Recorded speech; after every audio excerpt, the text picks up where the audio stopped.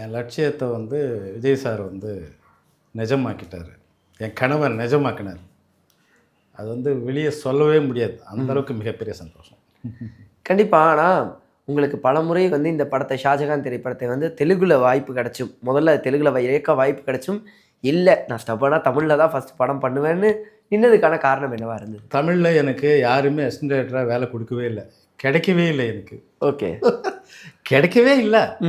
நானும் தமிழ் டைரக்டர் தான் வேலை செஞ்சேன். ஆனால் அவர் பண்ண படம் என்னென்னா தெலுங்கில் போய் டைரக்ஷன் பண்ணார் அவர். ஓகே. அப்போது நான் தெலுங்கில் தான் போய் அசிஸ்டன்ட் டைரக்டராக வேலை செஞ்சேன் முதல்ல. எனக்கு தெலுங்கு எழுத படிக்க தெரியாது, வேறு எந்த லாங்குவேஜும் தெரியாது. நமக்கு தமிழ் தெரியும், இங்கிலீஷ் தெரியும், படிச்சிருக்கேன். நான் ஒர்க் பண்ண படங்கள் எல்லாமே தெலுங்கு, ஹிந்தி, கன்னடா. அசிஸ்டன்ட் டைரக்டராக தமிழில் கடைசி வரைக்கும் எனக்கு வேலை கிடைக்கவே இல்லை. நான் விஜய் சாருடைய அது என்ன படம் நாளைய தீர்ப்பு ரிலீஸ் ஆகும்போது நான் சென்னைக்கு வரேன். இங்கே ஃபஸ்ட் அசிஸ்டன்ட் டைரக்டராக வந்து ஜாயின் பண்ணுறேன்.